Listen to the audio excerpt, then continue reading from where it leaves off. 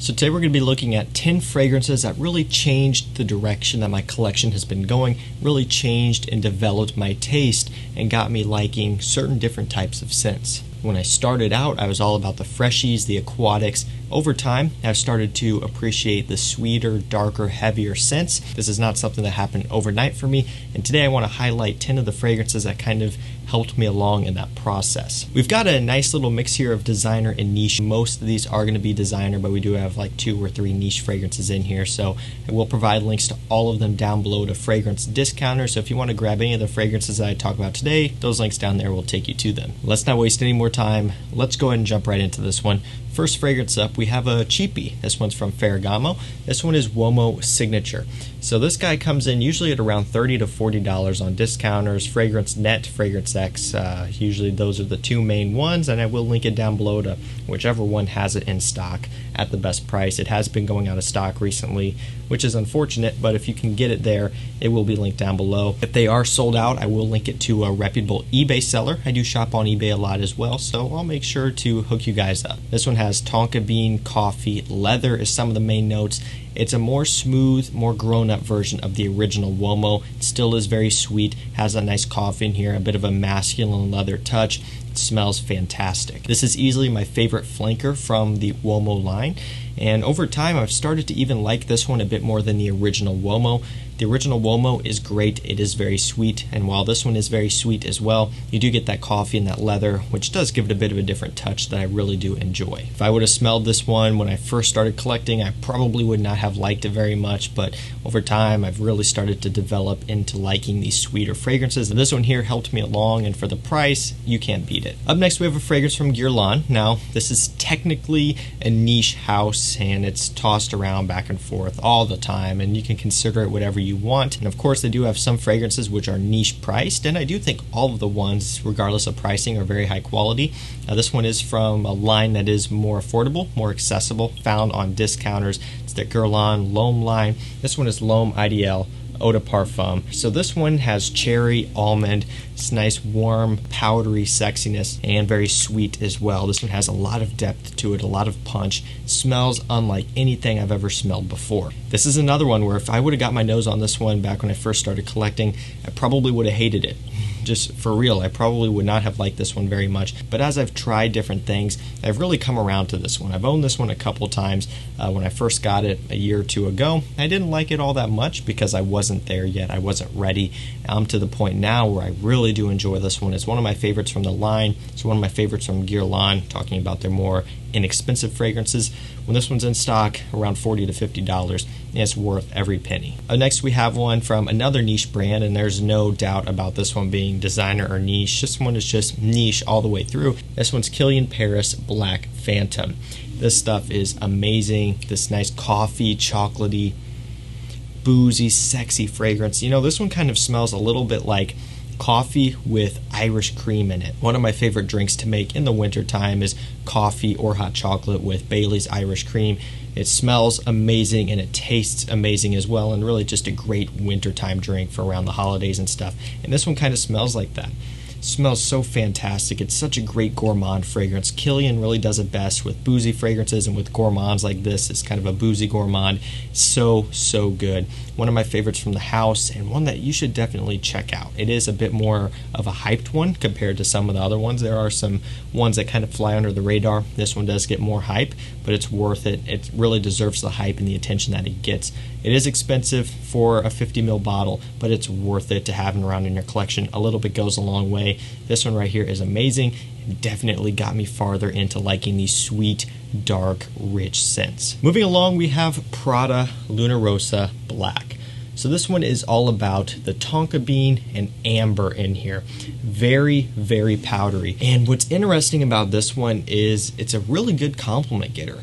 My girlfriend really likes this fragrance, and that shocked me because if you've been around on the channel and you hear what she likes and doesn't like, she goes for the freshies and the aquatics as well, just like I did when I first started out. And I remember I got this one in. I smelled it a long time ago. I actually did a review on it, and I just recently, over the past winter, picked up a bottle of it. I got this one in, and I had her smell it. I was just waiting for her to hate it, and she really liked it. And she was requesting me to wear this one all the time, and it just completely shocked me. You know, it's very powdery, it's very sweet, normally not her thing, but she loves this one. I find that it does work really well in the compliments department, which again surprised me because it's the complete opposite from, you know, a fresh, aquatic, musky, citrusy fragrance. So really, really interesting one here. It is unique, but it is also a great, great mass appealing scent. And you gotta like sweet powdery fragrances to like this one. But if you do really start to come around to this one, it'll definitely give you an appreciation for tonka bean and amber and the way it's used here. Really, really nice one. A bit more expensive, but it is worth it in my opinion. Moving along, we do have a discontinued fragrance from Mercedes-Benz. Unfortunately, the price on this one is going up, but it is worth getting before it gets stupid expensive. And I'm talking, you know, $150, $200 on eBay, which is where this is going to end up at some point. Last time I checked, Fragrance X did have this one in stock. I could be wrong. They could be out of stock now. But this one is Mercedes-Benz Club Black. Vanilla, benzoin, and incense are a few of the main notes here. And this is one of the best designer vanilla fragrances that I've tried, hands down. Of course, I'm not comparing it to niche fragrances like Guerlain Spiritu Double Vanille or something like Nishane Ani or anything along those lines, right? Niche products, those are really hard to rival. But from a designer brand, at one point, this could be had for $30, $40. Complete steal. I mean, you have to jump on this one now and grab a bottle before it gets very expensive because you're going to regret it. Trust me, if you like vanilla, you like smokiness, you like benzoin, this is a must-have. A stunning fragrance. I've got backup bottles of it for myself, and I just can't be without this one. It smells so, so good. Perfect for fall, perfect for wintertime. It really got me into vanilla even more. And even though it is more of a fall-winter scent, I'm going to be reaching for this one summer evenings, spring evenings, climate controlled, of course, maybe for a dinner or a date, just because I love it so much and I want to wear it all year round and experience it. It's an addicting one for sure. Get it while you can. One of the best designer vanillas out there, Mercedes-Benz Club Black. Moving along, we have Dior Homme Intense. So I actually got this one pretty early on in my collecting. I got it from a sample first, or I got a sample of it first, I should say. And I actually really liked it right off the bat. I wasn't fully in love with it yet, but I understood what people admired about it. And over time, I wore that sample more. Eventually, I got myself a bottle. This was the first bottle that I got. I have a couple more now just as backups, and it's just been one that I've always loved. And this was one of the first iris fragrances that I got, and that started to kind of shift my direction into experimenting with sweeter, more powdery fragrances. Again, I wasn't fully into it yet. I was still kind of skeptical. I was still preferring my fresh aquatics, but I like this one a lot. And over the years, you know, I've still grown to love this one, and it's really helped to get me into some of the sweeter, warmer fragrances. Dior Homme Intense, this one is a masterpiece by every regard, and it's one that everyone should have in their collection, in my opinion. Such a great one. So up next, we're going to go to a fragrance from Paco Rabanne. This one is Pure XS Night. A very, very impressive Paco Rabanne fragrance and Paco Rabanne flanker as well. The original Pure XS is fantastic. Really big fan of that one. But Pure XS Night is a bit more unique. It has a little bit more depth to it, a little bit more punch. It's perhaps a little bit more challenging. It's not like a niche fragrance challenging, but it does go in a different direction than the original. You get cinnamon, you get this nice spicy ginseng up top. You get a bit of a nice myrrh in here, giving it a sweetness. It has a touch of a gourmand facet. It smells so, so nice. Performance is very good. Quality is great for the price and for a Paco Rabanne. You can get these on discounters for a pretty good price. They are up there a little bit still, but it's worth it. A great, great scent for fall and winter time. If you want to smell different, this one's going to have you covered. And again, this one really got me in to liking these fragrances with the sweetness, with this kind of smokiness in there, a bit of a gourmand touch. Really, really good. And again, coming from Paco Rabanne, this is impressive. Moving on to another cheap fragrance, or at least at one point it was cheap. This one is Azzaro Pour Homme Intense. So these Azzaro Pour Hommes fragrances, usually are pretty inexpensive at discounters, $20, $30. However, I've found that this one has also been going out of stock lately, and when it comes back, it is a bit more expensive. I think I've seen this one around $40 maybe, so you know, once you get to around $40, $45, it's not quite as cheap anymore compared to $30 and $20. So I hesitate to call it cheap. I'm not sure what the prices are doing on this one now. I don't even know if it's in stock. I will find a link to it somewhere for you. Who knows if it's going to be cheap or not. but it is worth the pickup. Would I pay $45, $50 for this one? I personally would. I really would. It is that good. It has a little bit of that Azzaro pour homme DNA in here, the aromatic fougere, but it's got this nice rum and cinnamon sweetness, booziness, warm sexiness over top, making this one a stunner. Perfect for fall and winter time, perfect for evenings out, for dates. Another one that I have a backup bottle of. This stuff is another really impressive scent. Moving down to the end, second to last fragrance we're going to be talking about today is Armani Code Absolu. So I still remember when this one came out. It was one that I picked up at full retail. I was excited about it just because I do like Armani Code Profumo. I like Armani Code for that matter as well.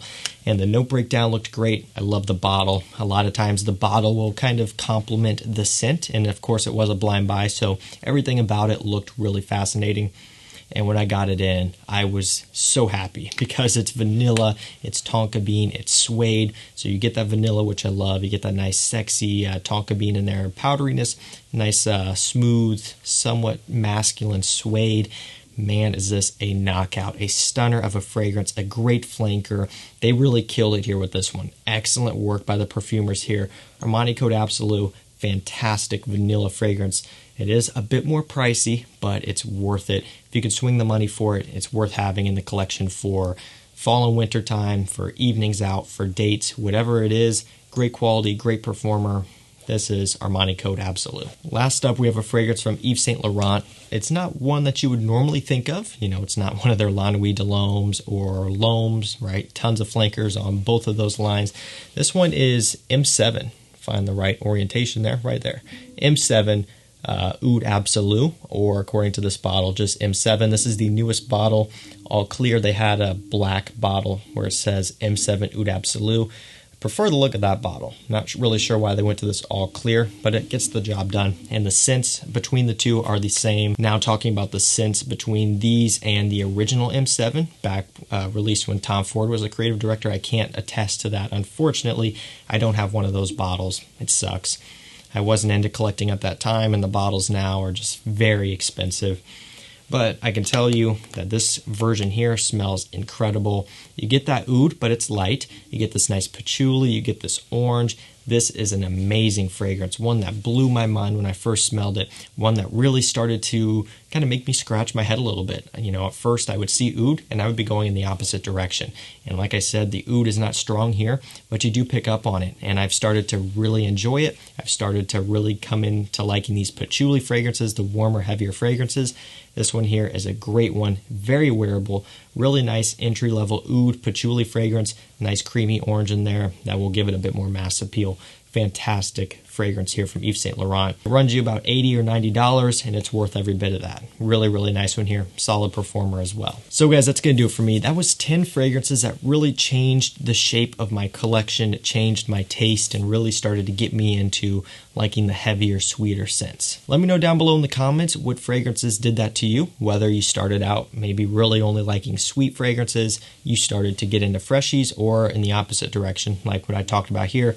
I started liking the fresh stuff, and then I worked into really preferring the heavier, sweeter scents. And remember, if you want to pick up any of the fragrances we talked about today, they will be linked down below to discounters, and if they are out of stock at discounters, I will provide links to reputable eBay sellers so that you can still grab them at a discount. That's going to do it for me, guys. Thank you so much for watching. Stay safe, stay healthy.